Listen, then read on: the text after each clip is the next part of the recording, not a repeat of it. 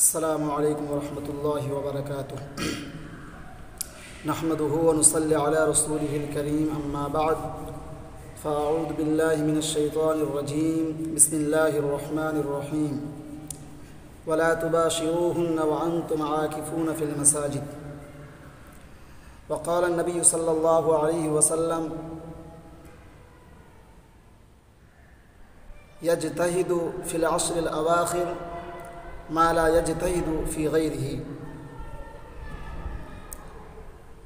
সমস্ত প্রশংসা সেই মহান আল্লাহ রাব্বুল আলামিনের জন্য, যে মহান আল্লাহ রাব্বুল আলামিন আমাদেরকে এমন একটি মাস অতিবাহিত করার সুযোগ দিয়েছেন, যে মাসটি সমস্ত মাসের সরদার, সমস্ত মাসের থেকে শ্রেষ্ঠ মাস, রমজানুল মুবারক। আল্লাহ রাব্বুল আলামিন আমাদেরকে সিয়াম পালন করার এবং তার ইবাদত করার এই মাসে তিনি সুযোগ আমাদেরকে দিলেন, তার প্রশংসা আদায় করি আলহামদুলিল্লাহ।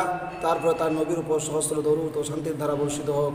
আল্লাহুম্মা সাল্লি আলাইহি আল্লাহুম্মা বারিক আলাইহি। প্রিয় শ্রোতাবিন্দু, যেমন আপনারা দেখেছেন আমাদের যেটা হাইলাইট রয়েছে আমাদের আজকের টপিক, সেটা হলো রমজান মাসের শেষ 10 দিনের ফজিলত, যেমন ইতিকাফ এবং লাইলাতুল কদর। এবং রমজান মাসের শেষ 10 দিনের আমলের ফজিলত সম্পর্কে আজকে আলোচনা করব। ওমা তৌফিক ইল্লা বিল্লাহ। আমি একটি আয়াত পাঠ করেছি, যেটাতে আল্লাহ রাব্বুল আলামিন বলেছেন, ওয়ালা তুবাশিরুহুন্না ওয়া আনতুম আকিফুনা ফিল মাসাজিদ, যে তোমরা তোমাদের স্ত্রীর সঙ্গে সহবাস করো না এই অবস্থায় যে তোমরা ইতিকাফে আছো। আর একটি হাদিস আমি পাঠ করলাম, যে হাদিসে রাসূলুল্লাহ সাল্লাল্লাহু আলাইহি ওয়াসাল্লাম বলেছেন, কান রাসূলুল্লাহ সাল্লাল্লাহু আলাইহি ওয়াসাল্লাম ইয়াজতাহিদু ফিল আশরিল আওয়াখিরি মা লা ইয়াজতাহিদু ফি গায়রিহি। হাদিসে বলেছেন রাসূলুল্লাহ সাল্লাল্লাহু আলাইহি ওয়াসাল্লাম রমজানের শেষ দশকে যে পরিমাণ আমল করতেন, অন্য কোনো সময় এত বেশি আমল করতেন না। তাহলে এই হাদিস থেকে রমজান মাসের শেষ 10 দিনের ফজিলতের কথা আমরা পরিষ্কার বুঝতে পারলাম। এবার আসি যে রাসূলুল্লাহ সাল্লাল্লাহু আলাইহি ওয়াসাল্লাম এই 10 দিনে তিনি কেন বেশি করে আমল করতেন, কেন বেশি বেশি করে আমল করতেন, যা তিনি অন্য দিনে তিনি আমল করতেন না। নিশ্চয় আমরা বুঝতে পেরেছি যে এই 10 দিনের মধ্যে রাসূলুল্লাহ সাল্লাল্লাহু আলাইহি ওয়াসাল্লাম একটি মর্যাদাপূর্ণ একটি রাত লাইলাতুল কদর, যেটা 1000 রাতের চেয়েও উত্তম, সেই রাতকে অন্বেষণ করার জন্য তিনি বেশি বেশি করে রাত জাগতেন, ইবাদতে তিনি মগ্ন থাকতেন। বুখারী ও মুসলিমে উম্মুল মুমিনিন আয়েশা রাদিয়াল্লাহু তাআলা আনহা থেকে আরও বর্ণিত হয়েছে, তিনি বলেন, কানান নবী সাল্লাল্লাহু আলাইহি ওয়াসাল্লাম ইদা দাখালাল আশরু সাদ্দা মিযরাহু ওয়া আহয়া লাইলাহু ওয়া আইকাযা আহলাহু। যখন রমজানের শেষ 10 দিন আসত, তখন রাসূলুল্লাহ সাল্লাল্লাহু আলাইহি ওয়াসাল্লাম তার পরনের পরিধেয় বস্ত্রকে শক্ত করে বাঁধতেন, রাতে জেগে ইবাদত করতেন এবং পরিবার পরিজনকে জাগিয়ে দিতেন। মুসনাদে আয়েশা রাদিয়াল্লাহু তাআলা আনহু থেকে আরও বর্ণিত আছে, রাসূলুল্লাহ সাল্লাল্লাহু আলাইহি ওয়াসাল্লাম বলেন, তিনি বলেন, আয়েশা রাদিয়াল্লাহু তাআলা আনহা থেকে হাদিস বর্ণিত, তিনি বলেন, কানা রাসূলুল্লাহ সাল্লাল্লাহু আলাইহি ওয়াসাল্লাম ইয়াখলিতুল 20 বিসালাতিন ওয়া নাওমিন ফাইদা কানাল আশরু শাম্মারা ওয়া শাদ্দা মিযরা। রাসূলুল্লাহ সাল্লাল্লাহু আলাইহি ওয়াসাল্লাম প্রথম 20 দিন সালাত আদায় করতেন ও ঘুমাতেন। মানে নরমালি যেমন তিনি অন্য দিনেও যেমন ইবাদত করতেন, এই দিনগুলোতেও তিনি নরমালি ইবাদত করতেন, কিন্তু শেষ 10 দিন ঘুমাতেন না, বরং পরিধেয় বস্ত্রকে মজবুত করে বেঁধে সালাতে মনোনিবেশ করতেন। মানে তিনি আরও বেশি করে রমজানের শেষ 10 দিনগুলোতে বেশি করে তিনি ইবাদত করতেন। তাহলে এ সকল হাদিস এ কথার প্রমাণ বহন করে যে রমজানের শেষ 10 দিনের গুরুত্ব অনেক বেশি।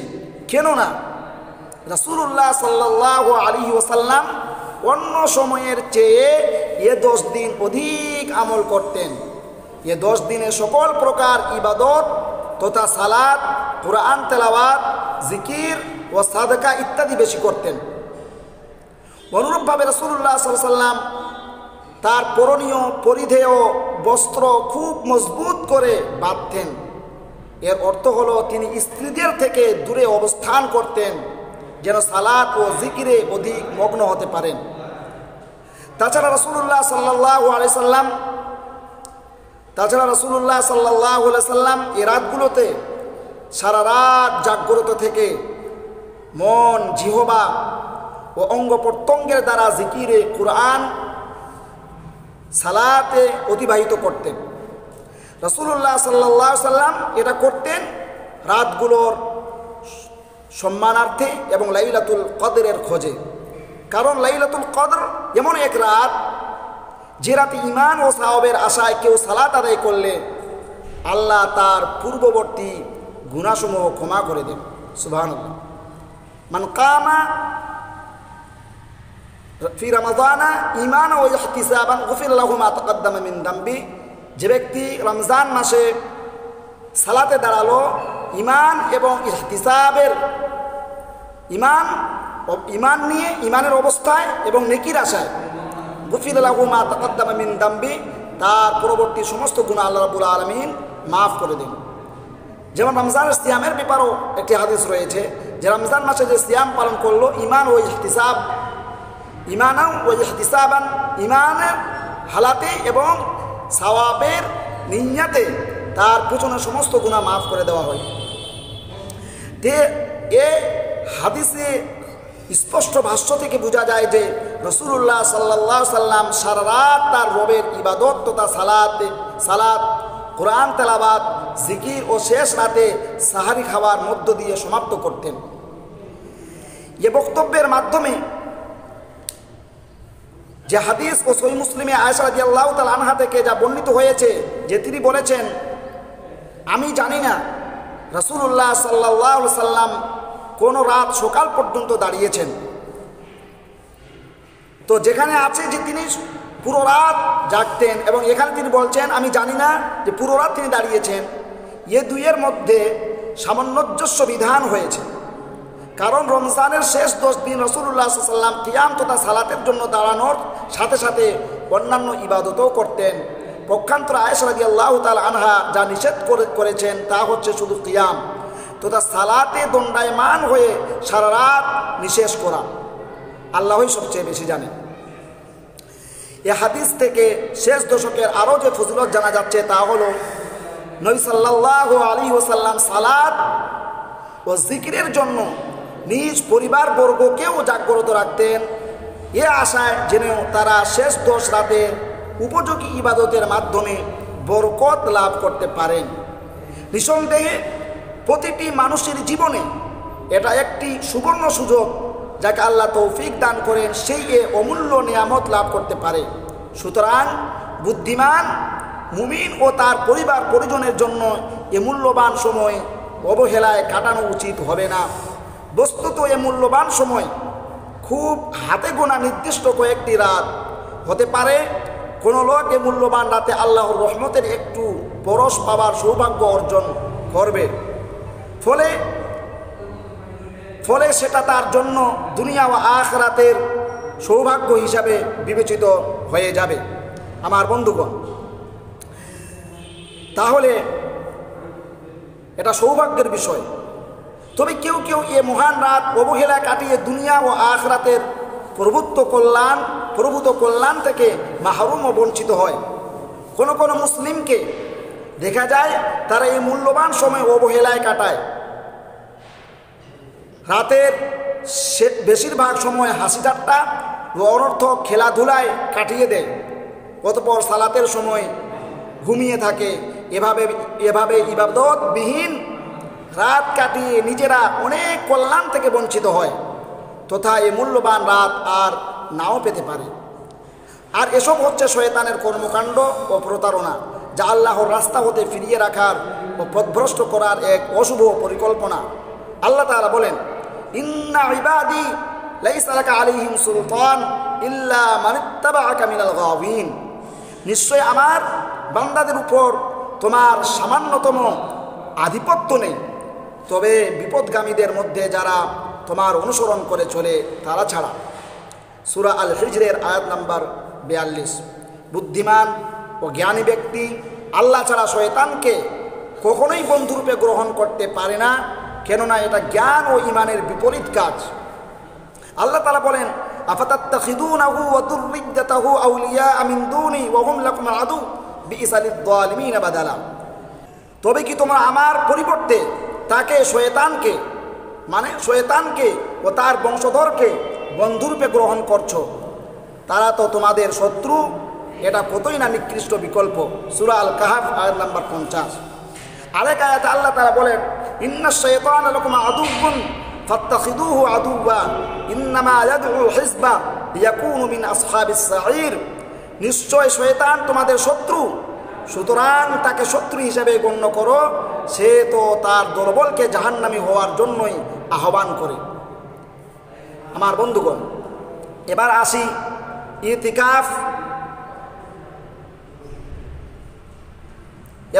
ইতিকাফ সম্পর্কে আলোচনা করি। এই 10 দিন ইতিকাফ রমজানের শেষ 10 দিনের অন্যতম বৈশিষ্ট্য। রাসূলুল্লাহ সাল্লাল্লাহু আলাইহি ওয়াসাল্লাম এই 10 দিনে মসজিদে ইতিকাফ করতেন। আর ইতিকাফ হলো আল্লাহর আনুগত্য করার জন্য পার্থিব কাজ থেকে অবসর হয়ে মসজিদে অবস্থান করা। ইতিকাফ করা সুন্নাত, যা কুরআন ও হাদিস দ্বারা প্রমাণিত।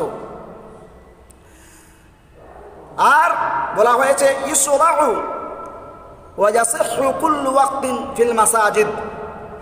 ইতিকাফ মাশরু এবং যে কোনো মসজিদে কোনো সময়ে সেটা বৈধ। তাহলে ইতিকাফ সম্বন্ধে আল্লাহ রাব্বুল আলামিন আমাদেরকে কোরআনে বলেছেন, যেমন ওয়ালা তুবাশিরুহুন্না ওয়া আনতুম আকিফুনা ফিল মাসাজিদ। কিন্তু ইতিকাফ কাকে বলে? ইতিকাফ বাবে ইতাকাফা ইয়াতাকিফু ইফতিআলের মাসদার। এর মানে হলো, যাকে উর্দুতে বলা হয় बंद रहना, रुके रहना और किसी चीज़ को लाजिम पकड़ लेना मुस्तामल है। जैसा कि कुरान में है, যেমন কুরআনের মধ্যে আছে, মা হাদিহি তামাসিলুল্লাতি আনতুম লাহা আকিফুন। ये मूर्तियाँ जिनकी तुम मजाविर बने बैठे हो क्या है? এই মূর্তিগুলোর কাছে যে তোমরা বসে থাকো, এগুলো কি? আর একটি জায়গা আছে, याकुफून अला असनामिन लहुम, वो लोग अपने चंद बुतों के पास बैठे थे। মানে তারা তাদের কিছু মূর্তির কাছে বসে থাকতো। তাহলে আর शरई तारीफ एक खास कैफियत से किसी शख्स का खुद को मस्जिद में रोक लेना, যেটা আমি বাংলায় এইভাবে বললাম, আল্লাহর আনুগত্য করার জন্য পার্থিব কাজ থেকে অবসর হয়ে মসজিদে অবস্থান করা, ইতিকাফ করা সুন্নাত, যা কুরআন ও হাদিস দ্বারা প্রমাণিত। আল্লাহ তাআলা বলেন, ওয়ালা তুবাশিরুহুন্না ওয়া আনতুম আকিফুনা ফিল মাসাজিদ। তোমরা মসজিদে ইতিকাফ অবস্থায় তোমাদের স্ত্রীদের সাথে মেলামেশা করো না। সূরা আল বাকারা আয়াত নাম্বার 187।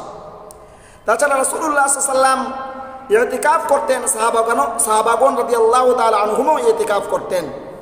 আবু সাঈদ খুদরি রাদিয়াল্লাহু তাআলা আনহু থেকে বর্ণিত, রাসূলুল্লাহ সাল্লাল্লাহু আলাইহি ওয়াসাল্লাম রমজানের প্রথম 10 দিন ইতিকাফ করলেন, এরপর দ্বিতীয় 10 দিন ইতিকাফ করলেন, এরপর বললেন, ইন্নী ইতাকাফতুল আশরাল আউওয়ালা আলতামিসু হাদিহিল লাইলাতা সুম্মা ইতাকাফতুল আশরাল আওসাতা ثم أتيت فقيل لي إنها في العشر الأواخر فمن أحب منكم أن يعتكف فليعتكف। আমি প্রথম 10 দিন ইতিকাফ করে এই মহান রাতটি খুঁজলাম, এরপর দ্বিতীয় 10 দিন ইতিকাফ করলাম, কিন্তু তাতে কদর নামক রাতটি পেলাম না। এরপর আমাকে বলা হলো এ রাতটি শেষ 10 দিনের মাঝে নিহিত রয়েছে। সুতরাং তোমাদের মধ্যে যে ব্যক্তি এই রাতকে ইতিকাফ করতে চায় সে যেন শেষ দশকে ইতিকাফ করে। এটি রয়েছে মুসলিম শরীফের 1167 নম্বর হাদিস। এটি সহিহ বুখারী ও মুসলিমে আয়েশা সিদ্দিকা রাদিয়াল্লাহু তাআলা আনহা থেকে বর্ণিত, কানা ইয়াতাকিফুল আশরাল আওয়াখির মিন রমাদান হাত্তা তাওয়াফাহুল্লাহ সুম্মা আতাকাফা আজওয়াজুহু মিন বা'দিহি। রাসূলুল্লাহ সাল্লাল্লাহু আলাইহি ওয়াসাল্লাম মৃত্যুর পূর্ব পর্যন্ত রমজানের শেষ 10 দিনে ইতিকাফ করেছেন, তার ইন্তিকালের পর তার স্ত্রীগণও ইতিকাফ করতেন। বুখারী 2026, মুসলিম 1172 নম্বর হাদিস। সহিহ বুখারীতে আয়েশা সিদ্দিকা রাদিয়াল্লাহু তাআলা আনহা থেকে আরো বর্ণিত, কানা নবী সাল্লাল্লাহু আলাইহি ওয়াসাল্লাম ইয়াতাকিফু ফি কুল্লি রমাযান 10 আইয়ামিন ফালাম্মা কানা আল-আম আল্লাযী কুবিদা ফীহি ইতাকাফা 20 ইয়াওমান। রাসূলুল্লাহ সাল্লাল্লাহু আলাইহি ওয়াসাল্লাম প্রত্যেক রমজানে 10 দিন ইতিকাফ করতেন, আর তিনি যে বছর মারা যান সে বছর 20 দিনে ইতিকাফ করেছেন। বুখারী 2044 নম্বর হাদিস।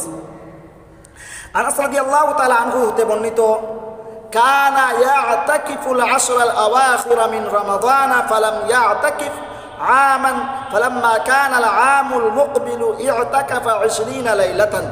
রাসূলুল্লাহ সাল্লাল্লাহু আলাইহি ওয়াসাল্লাম রমজানের শেষ 10 দিন ইতিকাফ করতেন, পুরো বছর আর কোনো ইতিকাফ করতেন না। পরবর্তী বছর রমজানে 20 দিন ইতিকাফ করেছেন। তিরমিজি 803, ইবনে মাজাহ 1770, ইবনু খুজাইমা 3য় খণ্ড 346 নম্বর হাদিস। আয়েশা রাদিয়াল্লাহু তাআলা আনহা হতে বর্ণিত, রাসূলুল্লাহ সাল্লাল্লাহু আলাইহি ওয়াসাল্লাম যখন ইতিকাফ করতেন ফজরের সালাত আদায় করতেন, তারপরে ইতিকাফের জন্য নির্ধারিত স্থানে প্রবেশ করতেন। একবার আয়েশা রাদিয়াল্লাহু তাআলা আনহা তার কাছে অনুমতি চাইলেন, তিনি তাকে অনুমতি দিলেন। তারপর তার জন্য তাঁবু টাঙ্গানো হলো। এরপর হাফসা রাদিয়াল্লাহু তাআলা আনহা আয়েশার কাছে তার জন্য রাসূলের কাছ থেকে অনুমতি নেওয়ার অনুরোধ জানালেন। তিনি তাই করলেন, ফলে তার জন্য তাঁবু টাঙ্গানো হলো। অতঃপর যখন যায়েনাব রাদিয়াল্লাহু তাআলা আনহা সেটা দেখলেন, তিনি তার জন্য তাঁবু টাঙ্গানো নির্দেশ দিলেন, ফলে তাই করা হলো। অতঃপর যখন রাসূলুল্লাহ সাল্লাল্লাহু আলাইহি ওয়াসাল্লাম অনেকগুলো তাঁবু দেখলেন, তখন বললেন, এটা কি? তারা বলল, এ হচ্ছে আয়েশা, হাফসা ও যায়েনাবের তাঁবু। তখন রাসূলুল্লাহ সাল্লাল্লাহু আলাইহি ওয়াসাল্লাম বললেন, তারা কি এর মাধ্যমে সওয়াব পাবার ইচ্ছা করছে? তোমরা এগুলোকে খুলে ফেলো, আমি এগুলোকে দেখতে চাই না। ফলে এগুলো খুলে ফেলা হলো। আর রাসূলুল্লাহ সাল্লাল্লাহু আলাইহি ওয়াসাল্লাম রমজানের ইতিকাফ পরিত্যাগ করলেন। শেষ পর্যন্ত রাসূলুল্লাহ সাল্লাল্লাহু আলাইহি ওয়াসাল্লাম শাওয়ালে প্রথম দশক ইতিকাফ করলেন। শাওয়ালে। বুখারী ও মুসলিম বিভিন্ন বর্ণনা থেকে সংগৃহীত 246। বুখারীর এটা হাদিস নাম্বার 233, 2034, 2045, মুসলিমে 1171 নম্বর হাদিস। ইমাম আহমদ ইবনে হাম্বল রাহমাহুল্লাহ বলেন, আমি জানি না কোনো আলেম দ্বিমত করেছেন কিনা যে ইতিকাফ সুন্নাত। তাহলে এই ইতিকাফটা কি সুন্নাত?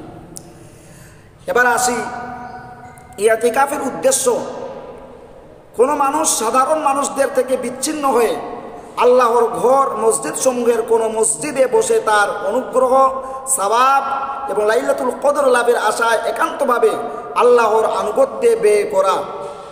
এজন্য প্রত্যেক ইতিকাফকারীর উচিত আল্লাহর জিকির, কোরআন তেলাওয়াত, সালাত ও অন্যান্য ইবাদতে ব্যস্ত থাকা এবং দুনিয়াবি অনর্থক কথাবার্তা থেকে বেঁচে থাকা। তবে পরিবার বা অন্য কারোর সাথে কোনো বৈধ বিষয়ে অল্প কথাবার্তায় কোনো দোষ নেই, কারণ উম্মুল মুমিনিন আয়েশা রাদিয়াল্লাহু তাআলা আনহা, উম্মুল মুমিনিন সাফিয়া রাদিয়াল্লাহু তাআলা আনহা থেকে বর্ণিত, তিনি বলেন, কানা রাসূলুল্লাহ সাল্লাল্লাহু আলাইহি ওয়াসাল্লাম মু'তাকিফান ফাআতাইতুহু আযুরুহু লাইলান ফাহাদ্দাসতুহু সুম্মা কুমতু লানকালিবা আই লানসারিফা ইলা বাইতি ফাকামা আন-নবী সাল্লাল্লাহু আলাইহি ওয়াসাল্লাম মা'i। আল হাদিস মুত্তাফাকুন আলাইহি। আমি রাসূলুল্লাহ সাল্লাল্লাহু আলাইহি ওয়াসাল্লামের ইতিকাফ অবস্থায় রাতে তার সঙ্গে সাক্ষাৎ করতে গেলাম এবং কিছুক্ষণ কথাবার্তা বললাম। আলোচনা শেষে যখন বাড়িতে ফিরে আসতে চাইলাম তখন রাসূলুল্লাহ সাল্লাল্লাহু আলাইহি ওয়াসাল্লাম আমাকে বিদায় দেওয়ার জন্য উঠে দাঁড়ালেন। বুখারীর হাদিস এটি 2038 নম্বর, মুসলিম 2175 নম্বর হাদিস। ইতিকাফকারীর জন্য স্ত্রী সহবাস ও তার পূর্বক্রিয়া যেমন চুম্বন করা পূর্ণ উত্তেজনার সঙ্গে স্পর্শ করা নিষেধ, কারণ আল্লাহ তাআলা বলেন ওয়ালা তুবাশিরুহুন্না ওয়া আনতুম আকিফুনা ফিল মাসাজিদ, তোমরা মসজিদে ইতিকাফ অবস্থায় সহবাস ও তাদের সঙ্গে অন্যান্য যৌন কর্ম করবে না। আর ইতিকাফকারীর মসজিদ হতে বের হওয়ার ব্যাপারে বিধান হলো যদি শরীরের কিছু অংশ বাইরে বের করে তবে কোনো দোষ নেই, কারণ আয়েশা রাদিয়াল্লাহু তাআলা আনহা থেকে বর্ণিত, তিনি বলেন কানান নবিয়্যু সাল্লাল্লাহু আলাইহি ওয়াসাল্লাম ইউখরিজু রাসাহু মিনাল মাসজিদি ওয়া হুয়া মু'তাকিফুন ফাআগসিলুহু ওয়া আনা হাইদুন। রাসূলুল্লাহ সাল্লাল্লাহু আলাইহি ওয়াসাল্লাম ইতিকাফ অবস্থায় মসজিদ হতে মাথা বের করতেন আর আমি ঋতু অবস্থায় তার মাথা ধৌত করতাম। এটা হাদিস বুখারীর 301, 231, মুসলিম 297 নম্বর হাদিস। অন্য বর্ণনায় এসেছে কানাত তুরাজ্জিলু নবী সাল্লাল্লাহু আলাইহি ওয়াসাল্লাম ওয়া হিয়া হাইদুন ওয়া হুয়া মু'তাকিফুন ফিল মাসাজিদি ওয়া হিয়া ফি হুজরাতিহা ইউনাউিলুহা রাসাহু। আয়েশা রাদিয়াল্লাহু তাআলা আনহা ঋতু অবস্থায় রাসূলুল্লাহ সাল্লামের চুল আঁচড়ে দিতেন। তো আয়েশা রাদিয়াল্লাহু তাআলা আনহা তার কাছে কক্ষেই থাকতেন, তার ঘরেই থাকতেন, তার রুমেই থাকতেন। রাসূলুল্লাহ সাল্লাম তার মাথা বের করে আয়েশা রাদিয়াল্লাহু তাআলা আনহার দিকে দিতেন। ইতিকাফকারী মসজিদ থেকে সারা শরীর নিয়ে বের হওয়া 3 অবস্থা। প্রথম, কোনো প্রয়োজনে মসজিদের বাইরে যাওয়া, তা স্বভাবগত হোক বা শরীয়তসম্মত হোক, যেমন পেশাব পায়খানা, অজু, ফরজ গোসল ইত্যাদি ও পানাহার হয় আর ওই কর্মকাণ্ডের ব্যবস্থা মসজিদে না থাকে বা মসজিদে সম্ভব না হয়, তাহলে ইতিকাফকারীর জন্য বাইরে যাওয়া জায়েজ হবে। আর যদি ওই কাজগুলো মসজিদে করা সম্ভব হয় বা তার ব্যবস্থা থাকে, তাহলে ইতিকাফকারীর মসজিদের বাইরে যাওয়া জায়েজ হবে না, গেলে ইতিকাফ ভঙ্গ হয়ে যাবে। দ্বিতীয় অবস্থা, কোনো ইবাদত জাতীয় কাজের জন্য বের হওয়া যা তার ওপর ওয়াজিব নয়, যেমন অসুস্থ ব্যক্তিকে দেখার জন্য যাওয়া ও জানাজায় উপস্থিত হওয়া ইত্যাদি। এসব অবস্থায় বের হওয়া জায়েজ নেই। তবে যদি ইতিকাফের প্রথমেই শর্ত করে নেই যে সে বের হওয়ার শর্ত নিয়ে, তবে বের হওয়াতে ক্ষতি নেই। যেমন ইতিকাফকারীর কোনো রোগী থাকে যাকে সে দেখাশোনা করতে চায়, অথবা যদি তার মৃত্যুর আশঙ্কা থাকে আর ইতিকাফ শুরুর পূর্বেই তাকে দেখতে যাওয়ার শর্ত করে থাকে, তবে সমস্যা নেই। তৃতীয়, ইতিকাফকারী এমন কোনো কাজের জন্য বের হওয়া যা ইতিকাফের উদ্দেশ্য বিরোধী, যেমন ক্রয় বিক্রয়, স্ত্রী সহবাস অথবা তাদের সাথে মেলামেশা ইত্যাদি কর্মকাণ্ডের জন্য মসজিদ থেকে বের হওয়া। ইতিকাফকারী এগুলো করতে পারে না। এর জন্য শর্ত করলেও কোনো লাভ নেই, শর্ত করা না করা সমান, কারণ এগুলো ইতিকাফ নষ্ট করে দেয় এবং তার মূল উদ্দেশ্যের পরিপন্থী। রমজানের এই শেষ 10 দিনের আরও অন্যতম বৈশিষ্ট্য হলো এ 10 দিনের মধ্যে রয়েছে লাইলাতুল কদর, যা 1000 মাসের চেয়ে উত্তম। সুতরাং আল্লাহ আমাদেরকে রহমত করুন, আমরা এ 10 দিনের ফজিলত সম্পর্কে যেন জানি এবং সাবধান হই। এ মূল্যবান সময়গুলো নষ্ট আমরা করব না, কেননা এ সময়গুলো অতি মূল্যবান, এর কল্যাণ স্পষ্ট ও প্রকাশ্য। আল্লাহ রাব্বুল আলামিনের কাছে দোয়া করি, আল্লাহ রাব্বুল আলামিন যেন আমাদেরকে লাইলাতুল কদরে এর গুরুত্ব এবং ফজিলত বোঝার যেন আমাদেরকে তৌফিক দেন। প্রিয় শ্রোতাবিন্দু ভাইয়েরা আমার, রমজানের শেষ দিনের রয়েছে বরকতময় কদরের রাত, যেটা লাইলাতুল কদর। এ মাসকে আল্লাহ তাআলা অন্যান্য মাসের তুলনায় অধিক মর্যাদা দিয়েছেন। আল্লাহ তাআলা উম্মতকে এ রাতে অফুরন্ত সওয়াব ও কল্যাণ দান করে অনুগ্রহ করেছেন। আল্লাহ তাআলা তার সুস্পষ্ট কিতাব আল কুরআনে এ রাতের মর্যাদা বিশেষভাবে উল্লেখ করে বলেছেন, ইন্না আনজালনাহু ফি লাইলাতিন মুবারাকাতিন ইন্না কুন্না মুনজিরিন। নিশ্চয় আমি এটা নাজিল করেছি এক মুবারক রাতে, মানে কোরআনকে।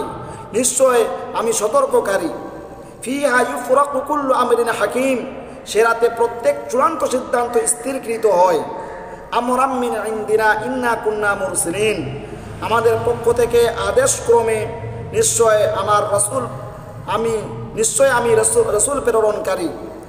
রাহমাতাম মির রাব্বিক ইন্নাহু ওয়াস সামিউল আলিম, আপনার রবের রহমত স্বরূপ নিশ্চয় তিনি সর্বশ্রোতা সর্বজ্ঞ। রাব্বিস সামাওয়াতি ওয়াল আরদি ওয়া মা বাইনাহুমা ইন কুনতুম মুকিনিন, আসমান সমূহ, জমিন ও এ দুইয়ের মধ্যবর্তী সমস্ত কিছুর রব, যদি তোমরা নিশ্চিত বিশ্বাসী হও। লা ইলাহা ইল্লাহু ইহয়ি ওয়া ইউমীত রব্বুকুম ওয়া রব্বু আবাইকুমুল আউয়ালিন, তিনি ছাড়া কোনো সত্য ইলাহ নেই, তিনি জীবন দান করেন এবং তিনি মৃত্যু ঘটান, তিনি তোমাদের রব এবং তোমাদের পিতৃপুরুষদেরও রব। সূরা আদ-দুখান আয়াত নাম্বার 3 থেকে 8। তাহলে এই আয়াতে আমরা লাইলাতুল কদরের ফজিলত সম্পর্কে জানলাম। আল্লাহ এ রাতকে মুবারক বলে গুণান্বিত করেছেন, কারণ এতে রয়েছে অত্যাধিক কল্যাণ, বরকত ও মর্যাদা। এ রাতের বরকতের মধ্যে অন্যতম হচ্ছে এ বরকতময় কোরআন এই রাতেই নাজিল হয়েছে। এর গুণ বর্ণনা করতে গিয়ে আল্লাহ সুবহানাহু ওয়া তাআলা বলেছেন যে এ রাতে প্রত্যেক চূড়ান্ত সিদ্ধান্ত স্থিরকৃত হয়, অর্থাৎ লৌহে মাহফুজ থেকে লেখক ফেরেশতাদের কাছে স্থিরকৃত হয়। এবছর আল্লাহর নির্দেশে রিজিক, বয়সসীমা, ভালো মন্দ ইত্যাদি যত প্রজ্ঞাপূর্ণ কাজ রয়েছে সবই আল্লাহর প্রজ্ঞাপূর্ণ ও হিকমতপূর্ণ নির্দেশ, যাতে নেই কোনো দোষ, কমতি ও বিবেচনা প্রসূত কিংবা বাতিল কিছু, সর্বজ্ঞ মহাসম্মানিতের কাছ থেকে সুনির্ধারিত রূপে। মহান আল্লাহ বলেন, ইন্না আনজালনাহু ফি লাইলাতুল কদর ওয়া মা আদরাকা মা লাইলাতুল কদর লাইলাতুল কদরি খায়রুম মিন আলফি শাহর তানাজ্জালুল মালায়েকাতু ওয়ার রূহু ফিহা বিইذনি রাব্বিহিম মিন কুল্লি আমর সালামুন হিয়া হাত্তা মাতলাইল ফজর। নিশ্চয় আমি কোরআন নাজিল করেছি লাইলাতুল কদরে, আর আপনাকে কিসে জানাবে লাইলাতুল কদর কি? লাইলাতুল কদর হাজার মাসের চেয়ে শ্রেষ্ঠ। সে রাতে ফেরেশতাগণ ও রূহ নাজিল হয় তাদের রবের অনুমতিক্রমে সকল সিদ্ধান্ত নিয়ে। শান্তিময় সে রাত ফজরের আবির্ভাব পর্যন্ত। কদর শব্দটি সম্মান ও মর্যাদা অর্থে ব্যবহৃত হয়, আবার এর অপর অর্থ হচ্ছে তাকদির ও ফয়সলা করা। কেননা কদরের রাত অত্যাধিক সম্মানিত ও মহত্বপূর্ণ রাত। এ রাতে আল্লাহ তাআলা এবছর যা কিছু হবে তা নির্ধারণ করেন এবং প্রত্যেক গুরুত্বপূর্ণ ব্যাপারে সিদ্ধান্ত গ্রহণ করে থাকেন। আর কদরের রাত্রি হাজার মাসের চেয়ে উত্তম কথাটির অর্থ হল ফজিলত, সম্মান, অত্যাধিক সওয়াব ও পুরস্কারের দিক থেকে তা হাজার মাসের চেয়ে উত্তম। সুবহানাল্লাহ। তাই যে ব্যক্তি পূর্ণ ঈমান ও সওয়াবের আশা নিয়ে এ রাতের সালাত, কিয়ামুল লাইল আদায় করবে, তার পূর্বের গুনাহসমূহ ক্ষমা করে দেওয়া হবে। আর ফেরেশতা নাজিল হওয়া এর অর্থ হলো ফেরেশতাগণের অবতরণ। তারা আল্লাহর এক প্রকার বান্দা, যারা দিন রাত আল্লাহর ইবাদতে রত থাকে। তারা অহংকার বসে তার ইবাদত করা হতে বিমুখ হয় না এবং বিরক্ত বোধ করে না, আর দিন রাত তার পবিত্রতা ও মহিমা ঘোষণা করে তারা ক্লান্তও হয় না। তারা লাইলাতুল কদরের কল্যাণ, বরকত ও রহমত নিয়ে পৃথিবীতে অবতরণ করেন। আর রূহ বলতে জিবরাইল আলাইহিস সালামকে বোঝানো হয়েছে। মর্যাদা ও সম্মানের কারণে তাকে বিশেষভাবে উল্লেখ করা হয়েছে। আর শান্তি বর্ষণ করার অর্থ হলো লাইলাতুল কদর মুমিনদের জন্য যাবতীয় ভীতিপ্রদ বস্তু হতে শান্তির রাত। কারণ আল্লাহ তাআলা বহু লোককে এই রাত্রিতে জাহান্নাম থেকে মুক্তি দিয়ে থাকেন। এর মাধ্যমে অনেকেই তার আযাব থেকে মুক্তি, নিরাপত্তা পায়। আর ফজর উদয় পর্যন্ত এর অর্থ হলো কদরের রাতের পরিসমাপ্তি ঘটে ফজর উদয়ের মাধ্যমে, কারণ এর মাধ্যমে রাতের যাবতীয় কাজ শেষ হয়ে যায়। কদরের রাতের বিবিধ মর্যাদার কথা বর্ণিত হয়েছে। যেমন প্রথম ফজিলত, আল্লাহ তাআলা এ রাতে কোরআন নাজিল করেছেন, যা মানুষের জন্য সঠিক পথ নির্দেশিকা এবং দুনিয়া ও আখিরাতের সৌভাগ্য। দ্বিতীয় ফজিলত, আপনাকে কিসে জানাবে লাইলাতুল কদর কি? এ প্রশ্নবোধক আয়াত এ রাতের বড় গুরুত্ব ও মহত্বের উপর প্রমাণবহ। তৃতীয় ফজিলত, এরা এমন এক রাত যা হাজার মাসের চেয়েও উত্তম। চতুর্থ ফজিলত, এ রাতে ফেরেশতারা দুনিয়ার বুকে অবতরণ করে থাকেন, যারা কেবল কল্যাণ, বরকত ও রহমত বর্ষণ করতেই অবতরণ করে থাকেন। পঞ্চম ফজিলত, এটা শান্তি ও নিরাপত্তাময়, কারণ বান্দা এ রাত আল্লাহর আনুগত্য ও ইবাদতে কাটিয়ে দেয়। ফলে আল্লাহ শাস্তি ও আযাব থেকে অধিক পরিমাণে শান্তি ও নিরাপত্তা প্রদান করেন। ষষ্ঠ ফজিলত, আল্লাহ তাআলা এ রাতের সম্মানে একটি পূর্ণাঙ্গ সূরা অবতীর্ণ করেছেন, যা কিয়ামত পর্যন্ত তেলাওয়াত করা হবে।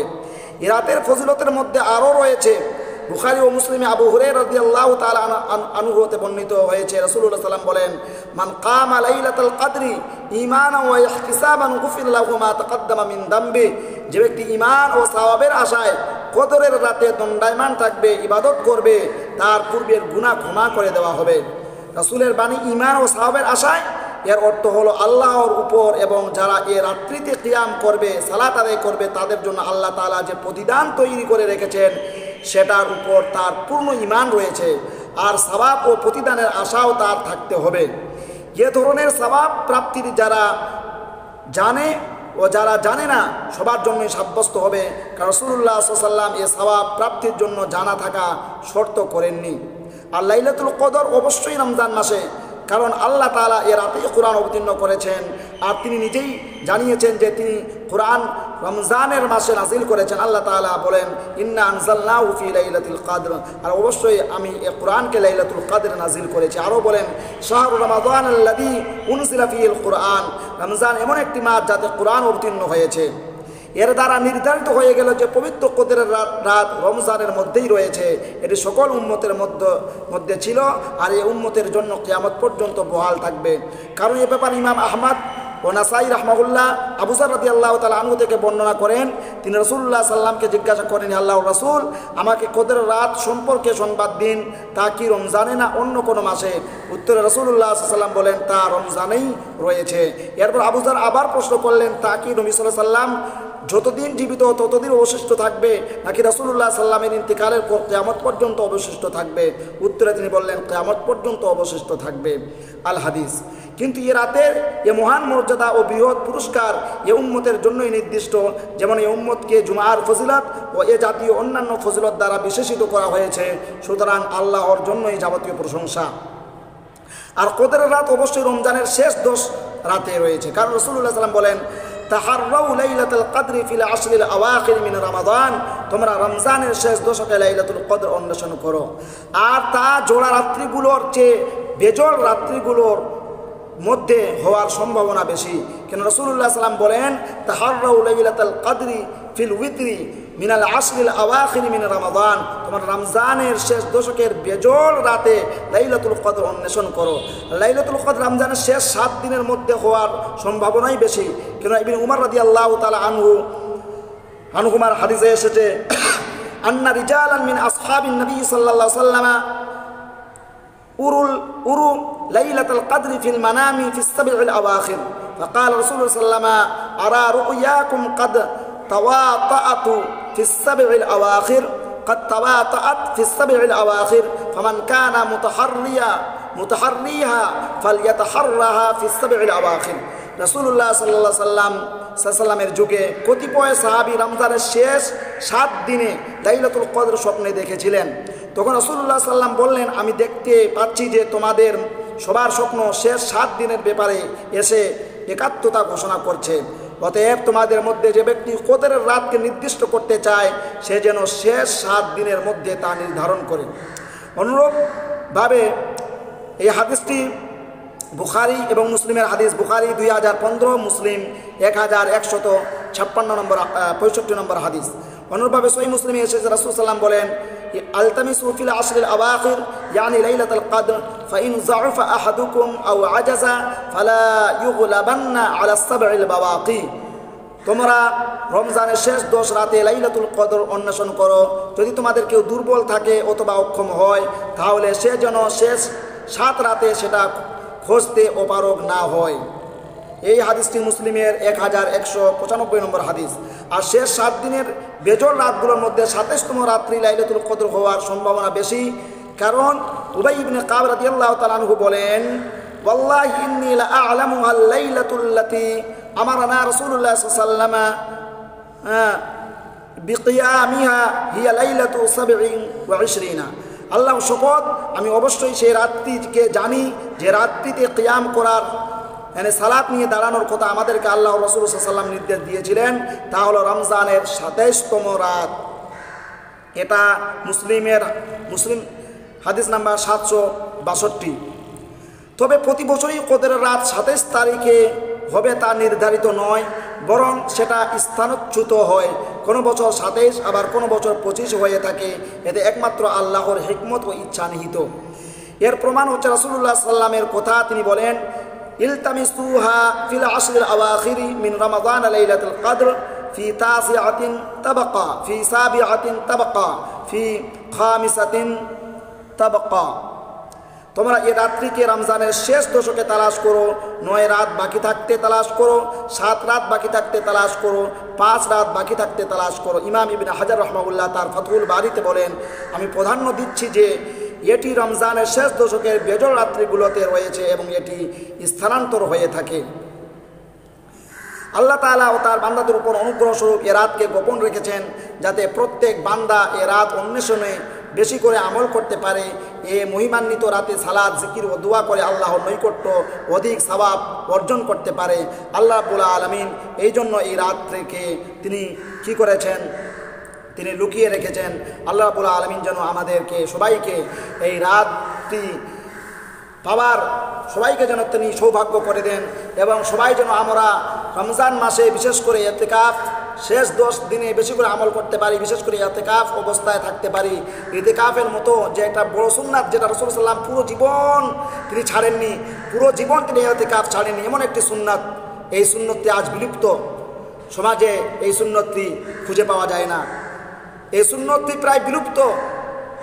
মসজিদগুলো ফাঁকা থাকে। কোনো মসজিদে বা কোনো মুসাল্লি, কোনো মুসলমান মুমিন এমন রয়েছে যারা জীবনে একবারও ইতিকাফ করেনি, যেটা রাসূল সাল্লাল্লাহু আলাইহি ওয়াসাল্লাম একবারও ছাড়েননি। তাহলে এই সুন্নতটিকে আমাদেরকে জীবিত করতে হবে। আমাদেরকে ইতিকাফের থাকতে হবে, ইতিকাফ অবস্থায় লাইলাতুল কদরকে অন্বেষণ করতে হবে। এটা বেশি সুযোগ পেতে পারে এটাতে ইতিকাফ থাকলে পরে। আল্লাহ রাব্বুল আলামিন যেন আমাদেরকে সবাইকে তৌফিক দেন। সকলে বলুন আমিন। এটা এই ভিডিওটি আপনারা নিজেও দেখবেন, শুনবেন এবং শেয়ার করবেন, অপরকে শোনাবার জারিয়া করে দেবেন। আল্লাহ রাব্বুল আলামিন আপনাকে এর পুরোপুরি বদলা দেবে। লিল্লাহে, আল্লাহর জন্য খালিস নিয়তে শেয়ার করবেন, শুনবেন। শুধু কানকে ভালো লাগার জন্য সুর শোনা,